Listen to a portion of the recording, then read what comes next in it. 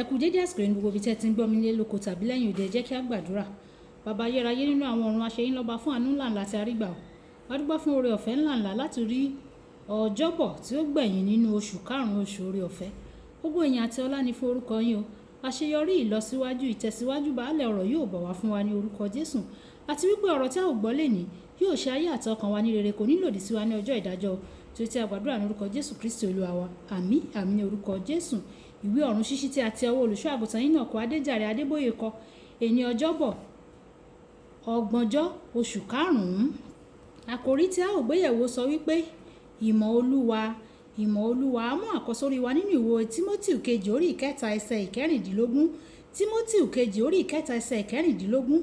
Gbogbo ìwé mímọ́ tí ó ní ìmísí Ọlọ́run ni ó sì ní èrè fún ẹ̀kọ́, fún ìtọ́ni, fún ìbániwí, fún ìkọ́ni tí ó wà nínú òdodo.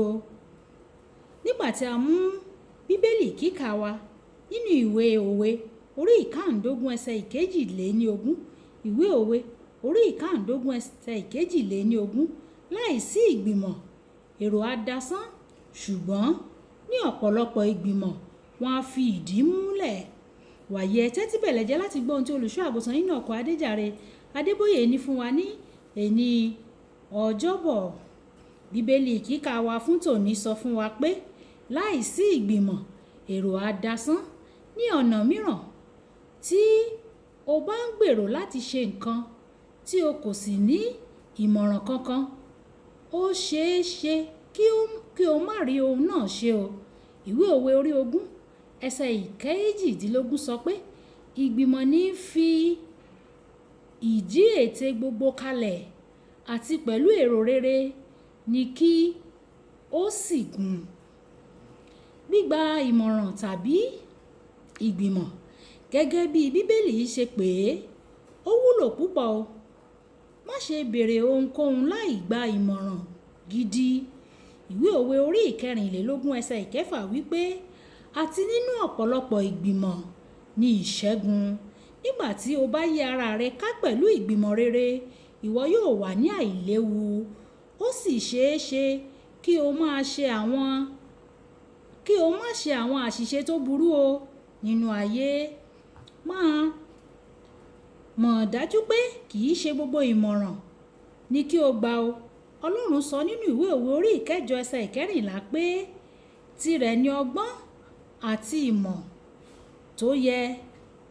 Gbogbo ìmọ̀ tí ìwọ yóò máa gbà ó gbọ́dọ̀ wá láti ọ̀dọ̀ Ọlọ́run, àti pé ọ̀kọ̀ọ̀kan àwọn ìmọ̀ràn tí ò ń gbà ó gbọ́dọ̀ wà ní ìbámu pẹ̀lú ọ̀rọ̀ Ọlọ́run kí o tó mú wọn lò. Ìdí èyí ni pé àwọn ọlọ́gbọ́n kan lè wá bá ọ pẹ̀lú àwọn ìmọ̀ràn tó dára létí, ṣùgbọ́n tí kò bá Ọlọ́run mu tó sì ń sin ní darí. Ọlọ́run ni onímọ̀ràn tó dára jùlọ o. Kódà ó jẹ́ ọ̀kan lára àwọn orúkọ Jésù Kristi Olúwa wa, gẹ́gẹ́ bí ìwé Àìsáyà orí ìkẹsàn-án ẹsẹ̀ ìkẹfà ti sọ.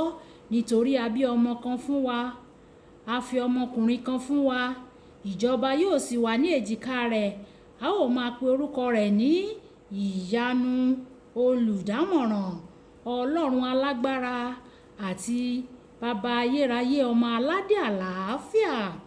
Nígbàkúgbà tí o bá gba ìmọ̀ràn lọ́wọ́ ẹnikẹ́ni, wá ohun tí ọ̀rọ̀ Ọlọ́run sọ nípa rẹ̀ o. Tí o bá rí i pé kò sí ní ìbámu pẹ̀lú ọ̀rọ̀ Ọlọ́run, ó yẹ kí o mọ̀ pé kò wá láti orísun ọgbọ́n tó dára nìyẹn o. O sì gbọ́dọ̀ kọ́ o.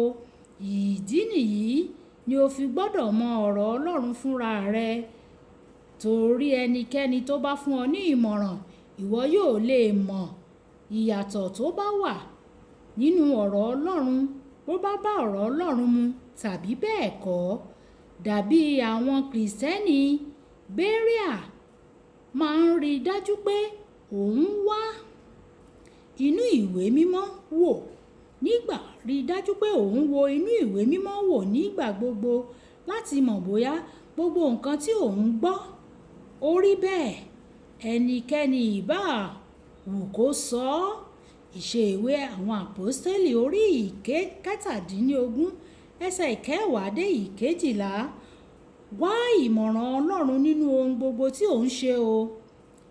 Máa ka ọ̀rọ̀ rẹ̀ kí o sì máa gbọ́ ìmọ̀ràn rẹ̀ láti ẹnu àwọn ọ̀pọ̀ olùdámọ̀ràn tó lọ́gbọ́n àti ẹni tó jẹ́ ọmọ Ọlọ́run tó sì ní òye ọ̀rọ̀ rẹ̀. Lọ́nà yìí ìwọ yóò wà lójú ọ̀nà tó tọ́, a kì yóò yọ sí i lọ́nà. Kókó ọ̀rọ̀: kí o tó mú ìmọ̀ràn kankan lò, rí i dájú pé ó bá ọ̀rọ̀ Ọlọ́run mu. Kí o tó mú ìmọ̀ràn kankan lò, ìwọ ṣáà rí i dájú pé ó bá ọ̀rọ̀ Ọlọ́run mu. Ẹ jẹ́ kí a sọ pé bàbá mi, Olúwa ràn mí lọ́wọ́ láti mọ ọ̀rọ̀ rẹ. Tí wọ́n bá wá gbà mí ní ìmọ̀ràn, kí n lè gbé yẹ̀wò pẹ̀lú ọ̀rọ̀ rẹ bóyá ó lọ àbí kò lọ. Olúwa fún mi ní ọgbọ́n, fún mi ní òye nínú ọ̀rọ̀ rẹ.